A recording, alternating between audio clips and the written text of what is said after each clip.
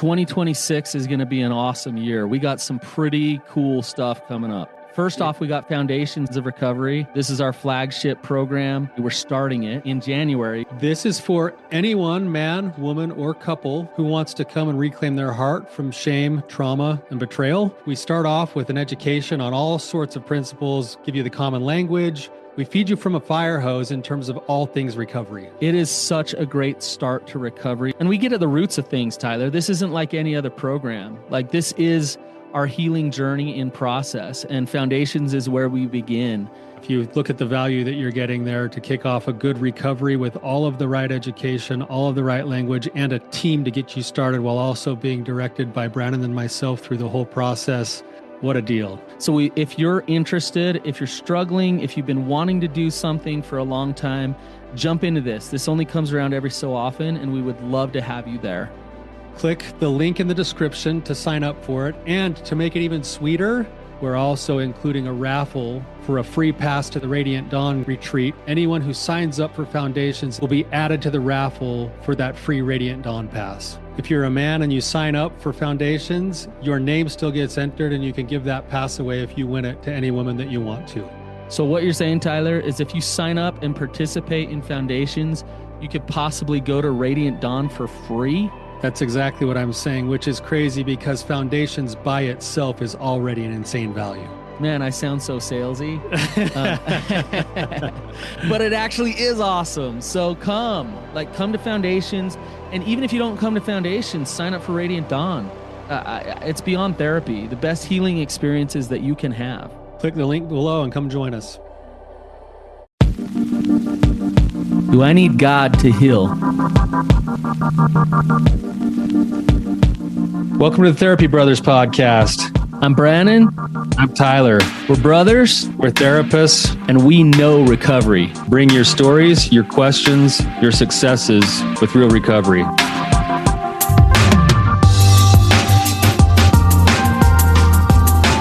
Hey, Tyler, you ready to have some hard conversations?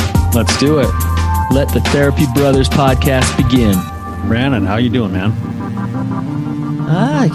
It's funny. I just kind of woke up in a little bit of a pissy mood. What's going on? I don't know. I had a great day yesterday. I don't really know. I just kind of woke up in a little bit of a pissy mood. I gotta turn it around. Yeah. Some days are just like that. My daughter was I was driving her to school today. It's actually probably fitting that you said that, because I was driving her to school today, and I was kind of like, one of my daughters, she speaks to me through the music that she picks.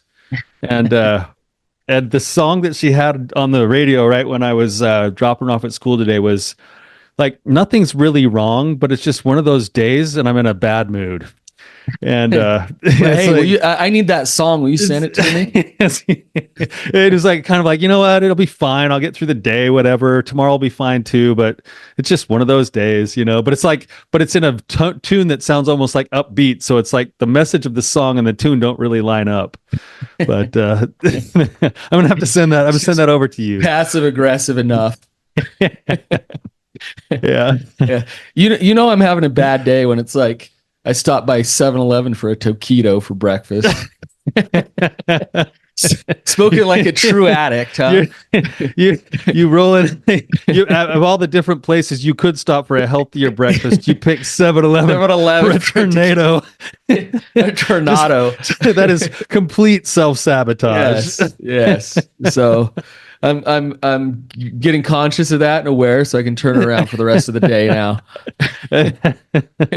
That's good, man. Yeah, thanks for holding me accountable. Appreciate you. Well, I hope that'll help turn you around a little bit. So yeah. Well, Tyler, we've been going live for the last week now. We were planning on doing 6 episodes total this week, and then on Wednesday, I totally had a tech falter, We are which we are not the technology brothers. We are not that. no, we're learning as we go. So if Yes. anyone was listening to the one on Wednesday that got cut off, that was entirely my fault. So I apologize for that. But we're gonna end up having 5 episodes this week instead of 6 now because of my lack of technology prowess. So Yeah. but it's been a good week. We've had some really good guests on, and yeah, I'm excited to be doing this. Absolutely. It's been really cool having some real-time thoughts and comments come through. And I just want to let people know that if you want to chime in, you can just leave a message, leave a comment, and we love to hear it. Even if you have questions or thoughts, we might get to them, we might not, but we'd love to have you chime in. So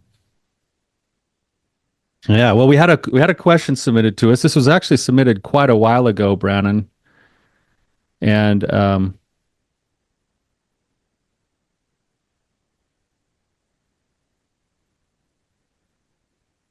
you got it? yeah, I lost your sound for just a second there, but basically, you want me to introduce the question? Is that right? Yeah. Okay.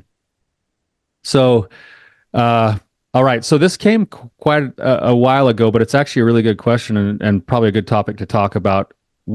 So it says, first off, I want to thank you both for your content. It has been immensely helpful to me on my journey, and I'll forever be grateful for your support, even though we've never met in person. So first of all, thank you. We appreciate that and glad that it's helpful to you.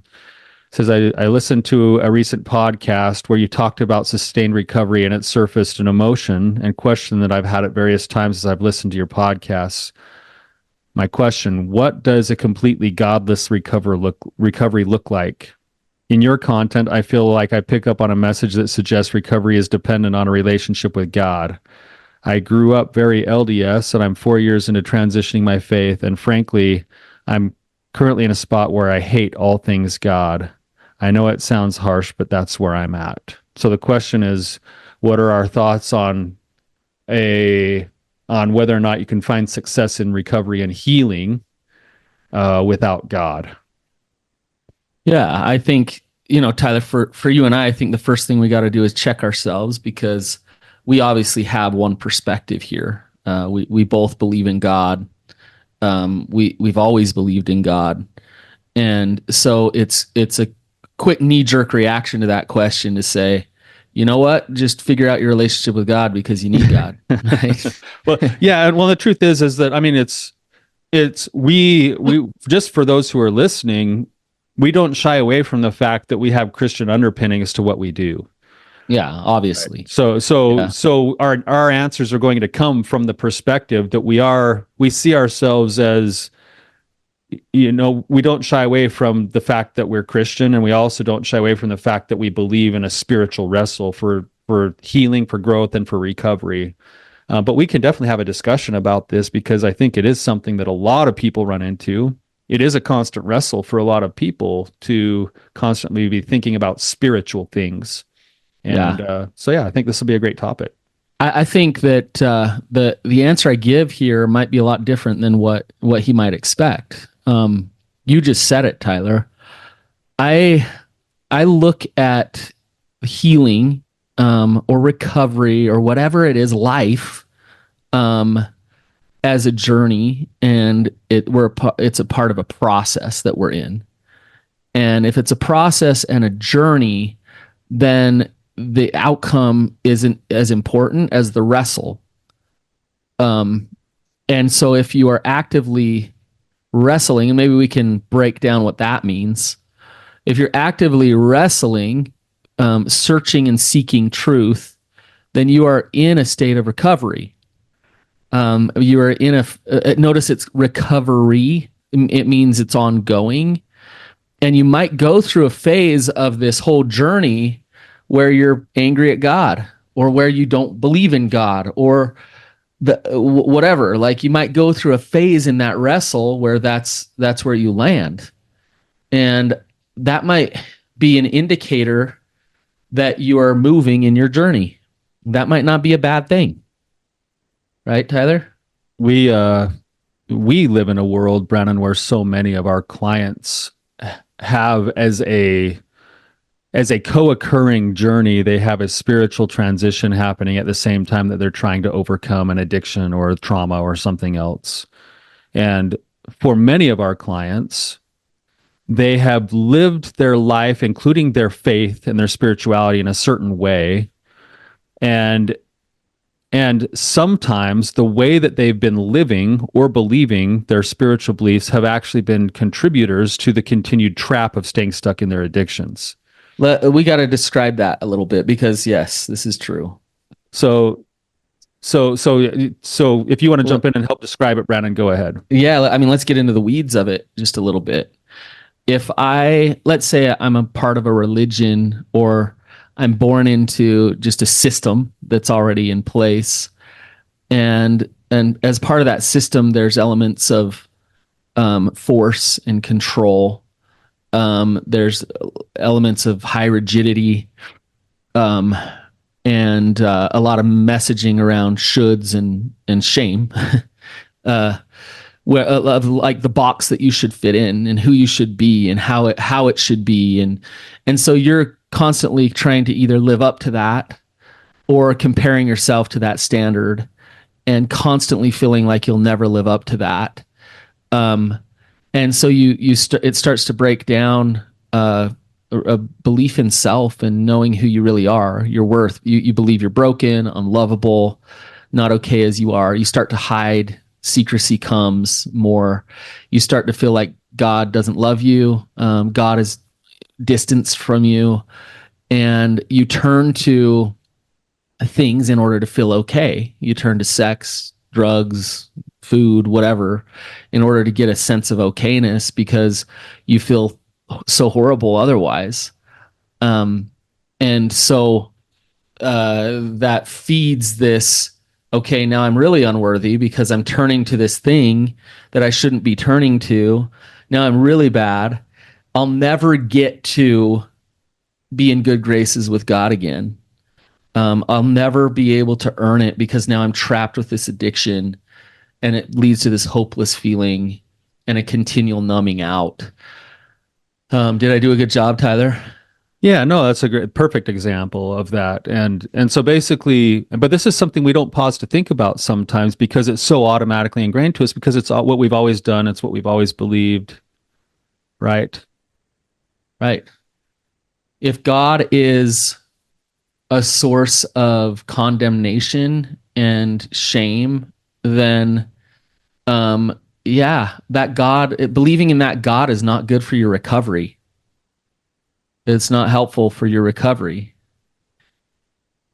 Right. So that's kind of the imagery that I use, and I've used, and I'll just kind of share this as, share part of my own wrestle with these examples. No, I don't want my wrestle to be the thing that's like, that's the way to do it, as much as it's like, here's an example of the principles that I see. Right. So for me personally, we were raised in a certain way with a certain set of beliefs. And inside of that religion that we were raised in, I formulated certain beliefs about the nature of God.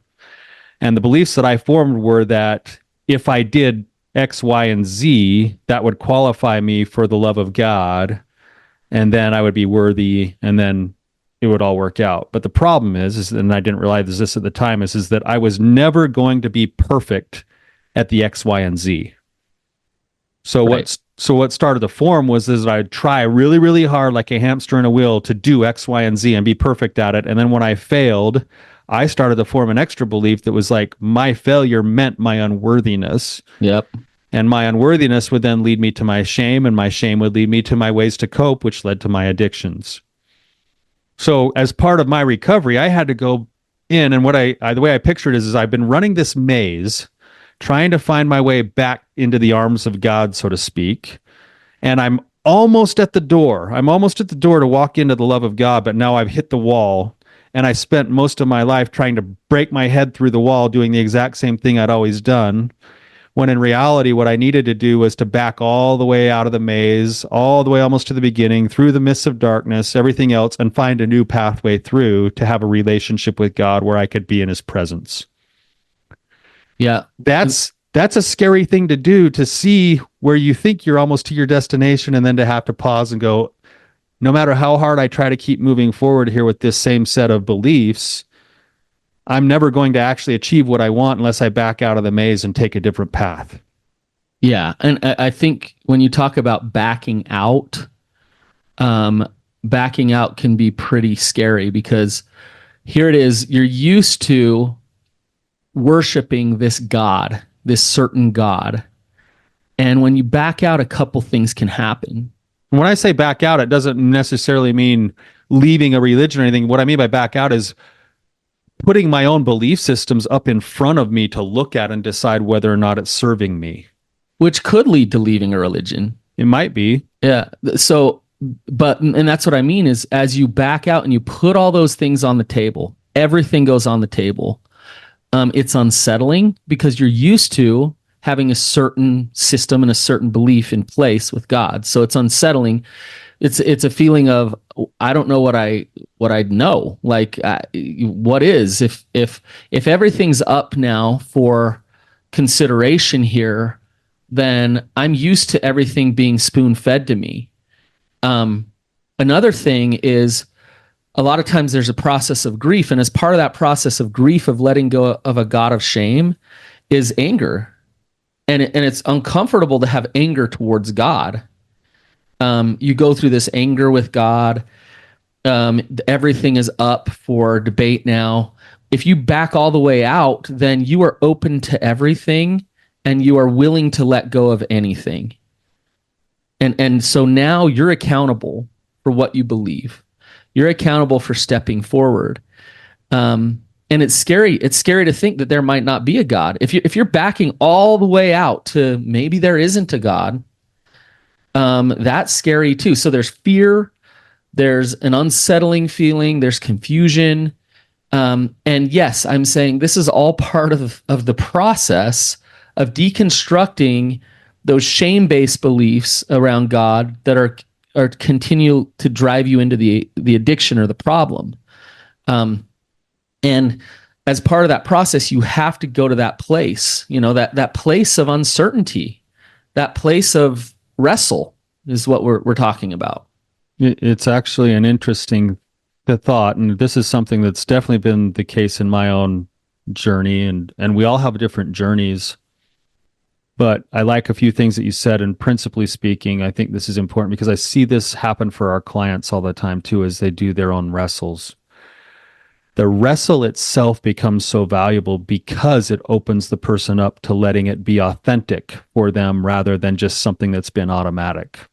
Yes. And as they then have to wrestle, get curious with things, start to actually ask what they really believe, whatever they come to understand or believe, they actually become more convicted in it because they've had to wrestle for it. Yes. And then that leads to an accountability for their own beliefs. And that accountability is actually a very powerful thing, but it's scary. And so if you think about it in terms of what faith is the belief in something that I can't tangibly grab, the hope of something else too, right? So what do they say? The scriptures basically says faith is the substance of things not seen, the evidence of things not seen, the substance of things hoped for. Something I just butchered that really bad, but but isn't the path of continual self-discovery about my spiritual beliefs and my relationship with higher things, isn't the walking of that and the wrestling with that an act of faith in and of itself? No question. No question. It's interesting to me. Like, I'm thinking of a couple of friends of mine who are miserable. They're full of shame. They don't know who they are, and they are the furthest from firing their God. And so you look at that, you're like, what? Like why wouldn't they? And the reason why you wouldn't is because the fear of questioning, the fear of doubt, the fear of change when it comes to your spirituality is so great that you're willing to give everything else, give your self-worth, your identity, who you are, to this God of shame that keeps beating you down into oblivion. Because it's comfortable. It's comfortable to live in that state of shame. And this is why I love this question so much, is because what I'm hearing is a guy that's like, you know what? Like, I'm going to go where I need to go to figure this out. And right now, maybe I don't believe in God. Okay. As long as you're still wrestling, as long as you're still sorting it out, you are having courage to go on that journey. And that is recovery as you step into that courage. That is faith, Tyler, right? It sounds backwards. He's saying, I don't believe in God, and I'm saying that's faith. Yeah, it depends on how he approaches that as to whether or not it's faith, right? So I think what faith is a willingness to go on the journey and do the personal wrestle. That's the faith. Yes. Right. The faith is taking a step towards something that I don't know necessarily how it's going to end, but I feel almost called or pressed to go explore and find my answers. Right. That's an act of faith to do something like that. And to the guy's question, number one, he's not alone. Like, no, we have this is a co-occurring thing in what we get in our office every single day. Yeah. Right. So I kind of see it as almost a necessary thing. And for me, it's, I see people go all sorts of different directions, and the ones that will use a couple of principles, the ones I already said, a willingness to go do the wrestle, meeting it with curiosity rather than just, criticism or skepticism or bitterness, and then being willing to receive whatever it is that I can accept as truth, and then following through on whatever I receive. That to me is a process that I see people, when they start to learn to walk that, they end up planting their feet more firmly and knowing who they are. Tyler, when your beliefs and your ego and your head is so involved, then it's really difficult to feel God. And like I was talking to somebody this week about plant medicine journey, and they were saying, I've had a bad trip and I was fighting against it and this and that. And I was saying, well, yeah, it's your protective parts come up and really try to wrestle sometimes. And the way that you really start to have deep spiritual experiences is by letting go, by sinking in, by allowing yourself to be present, by just being completely open to whatever's going to happen and whatever's going to be, with all the protectors gone, which we're designed to not do that. We have constructs inside of us, egos inside of us that say, you got to protect, you got to protect, you got to protect. And what happens is when you have a lot of agreements just embedded in there, then it's really hard to be open to anything and to feel God in those moments. And Tyler, on our retreats, we try really hard. It's interesting what we do. A good portion of the retreat is spent in silence, in nature, being open to answers. And I would guess that most of the people that have the major breakthroughs that go to the retreats that we do, Tyler, are in those moments. It's not about something you said. It's not about something I said. It's in that moment when their heart is open, their soul is open. And that's when they start to have breakthroughs and start to feel God's love. Yeah. Well said, Brannon. I think that's one reason why I love being able to be a part of things like the retreats that we do, is because it's almost like you get to witness in real time, not just with your eyes, but with your heart and your feeling, with the people that you're with, that you love. You get to witness their wrestle. And there's something that is very connecting about being in the wrestle with somebody else. It's beautiful. It is. It's a really beautiful thing. It's really scary and hard sometimes too. But it's beautiful. Yeah. I kind of want to come around to his question, because we're still talking about his question in terms of like, it's a good thing. There's still a God. Well, yeah. Right. Well, we do have some bias, I must say. Yeah. Right. So, and this kind of comes back. His question lines up a lot with, like, I get this a lot when I was working in the drug courts up in Idaho, where we'd kind of do some of the 12-step kind of work. And if you look at the 12 steps, What are the first three principles all about? What are the first three steps all about?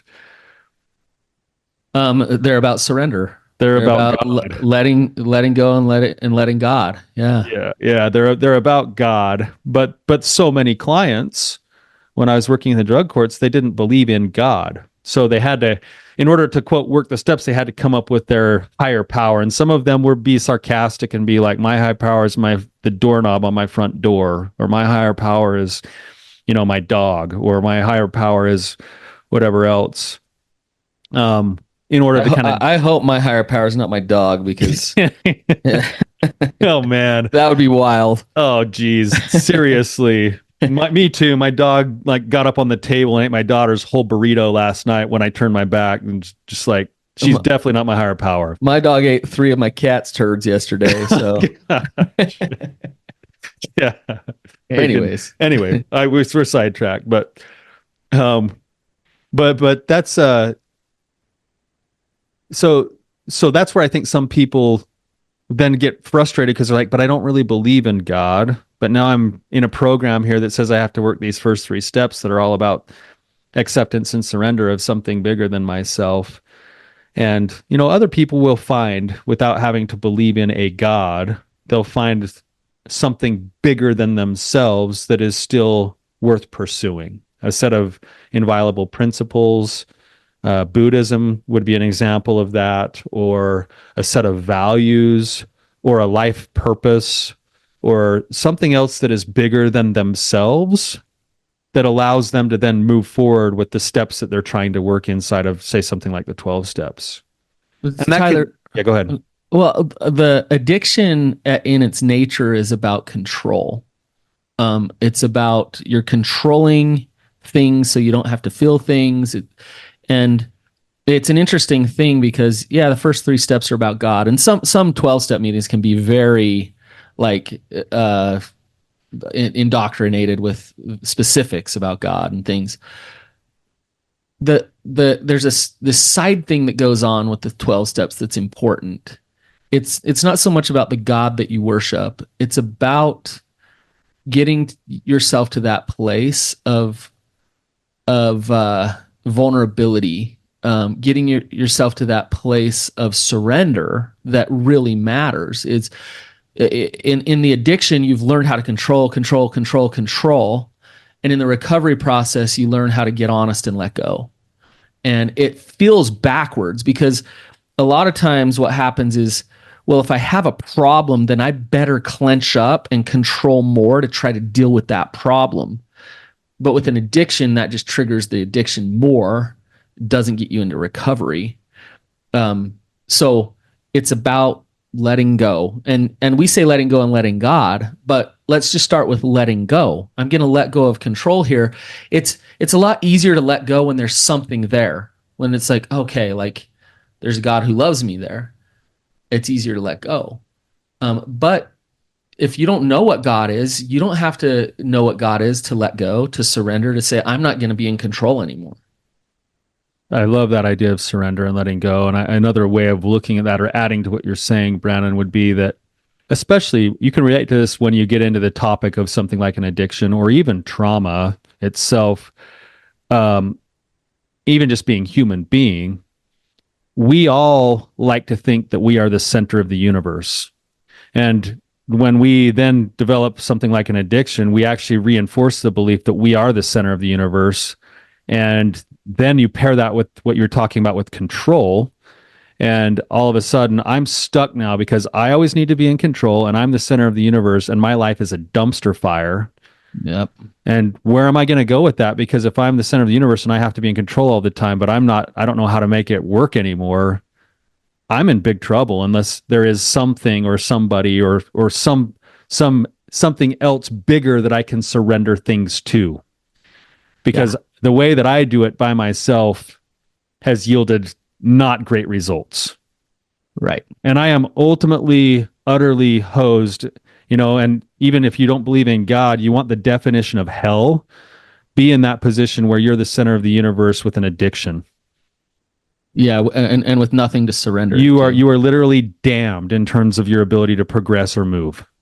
Yep.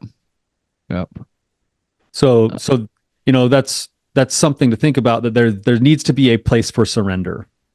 There has to. Yeah. Yeah. Another thought that I'm having, Brannon, and maybe you can push on this a little bit or think about it for a minute, but I have this thought a lot, is that whether we like to admit it or not, we're kind of, as human beings, we're kind of queued up to worship.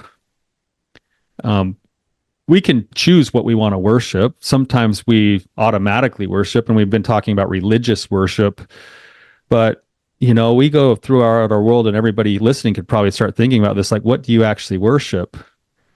I'm thinking of the country song "Worship What I Hate" by Lady Antebellum. Talks about worshiping beauty, worshiping power, worshiping money, worshiping fitting in with people, worshiping, like, whatever we're putting our hearts towards and onto is the thing that we're then going to pursue. And it would be a worthy exercise for this question to ask, what are you actually worshiping? Because Right. if there is no God, what are you making your God? Maybe you're Right. not. Maybe there is nothing you're making your God, but it's a worthy question to ask. Where am I putting my emotional, mental, heart resources towards? And could it be seen as a form of worship? Where do I try to find worth, value, and love? That too. Yeah, and then the simple fact is that if you worship power, you will never feel strong enough. If you worship money, you will never have enough of it. If you worship beauty, you will die 1,000 times before they actually plant you in the ground, Yeah. because you won't be beautiful enough. And so maybe there is something to the idea that there might be a good reason to worship something bigger than self or any of those things, because it could possibly yield a better outcome or result in your life. You know what a lot of people are worshiping these days? Pickleball. Hey, I It's like love a their good game of value, their pickleball. worth, it's their time, it's their I love pickleball too. Yeah, but I mean, you're saying that kind of tongue in cheek, but in a certain No, I mean it could be golf, it could be your business, your job, your like I am going there, that's where I get my value, that's what I do, that's where I yeah, it could be money like you say, it can be all kinds of things. And I think, we talk about evaluating um worshiping a God that creates shame in your life, but maybe I like your point, Tyler. Take a step all the way out and say, Gall, am I worshiping that taquito from 7-Eleven this morning? Maybe a little too much. yeah. Do you know what I mean? Like what is taking too much of my life and my okayness from me? I think that's an important question to ask. And what are the outcomes of whatever I'm choosing to worship? Yeah. So, and that's the same thing with this whole discussion we just had about a God. I spent most of my life worshiping a God who is transactional and punitive, and in my wrestle, I'm currently worshiping a God that feels like I am loved by a higher power no matter what I do, but because I feel that love, I choose to do certain things that I also chose to do when I was feeling compelled to do it. But now I do it with a heart that wants to and desires it, rather than a heart that felt compelled. Yeah. But the outcome is like, okay, so what's the outcome? What's the outcome of living for me with a God who loves me no matter what? Well, it gives me opportunity to grow. It lets me take risks. It lets me live with passion. And when I feel love, I have a desire to do certain things that also lead me to take better care of myself. So, so maybe there's something to that idea of worshiping that God instead of the God Yeah. of whatever beauty, power, money, whatever. Yeah. Yeah. It's an interesting discussion that we're having, Tyler, because I think on one hand, we almost want to say how much we know that God loves us and how important God is to us. In fact, I do want to say that. On the other hand, um, I, I, for one, am trying really hard not to tell this person who asked this question or anybody what they should believe. And it comes back to what you said earlier: is it's about the process, it's about the wrestle that really matters. Are you able to step into that faith?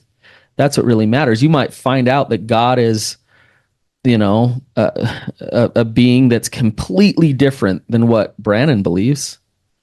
Um, and that's okay, as long as you're wrestling with it. So Yeah, I think that's true too. Again, we've stated our own biases here, but I think both of us actually, out of necessity of what we do for our work, we really highly value the need for people to step into their own arenas. absolutely. And, I happen to believe certain things in certain ways, but I believe that it's more important for each individual to find and settle on their own individual and authentic faith than it is for me to dictate what they should believe. Yep. Because compulsion never was part of, especially being the kind of believers that we are, compulsion never was part of the plan that we signed up for, according to what we believe, Brannon. The wrestle, choice, individual choice. And that's why I like that you used the word accountability earlier in the episode, because choice leads to accountability, and accountability is the pathway to freedom. Yes. So, Yes. So we want to help foster that in the clients that we work with. Yeah. And if you're at a place where you're atheist and don't believe in God, what I would say is that's great. It's interesting. I've seen some atheists start believing in God after they've done some ayahuasca. But any side note on that. But that's okay. It's okay that that's where you're at, and I'm not telling you shouldn't be there and that you shouldn't be there forever. What I would say is just ask yourself, like, is that belief and sitting in that place with God, is that working for you? Is that bringing you peace? And if it's not, then I would say question it. If it is, then that's where you're at right now, and that's okay. Yep. Well, did we beat the dead horse enough, Brannon? I think so. That was a great question. I really appreciate the person that submitted that. Phenomenal question. Thank you. Thank you to our listeners who support us and submit these questions, who come on the show. We love being able to interact with you. So thank you for being here. And until next time, keep on keeping on.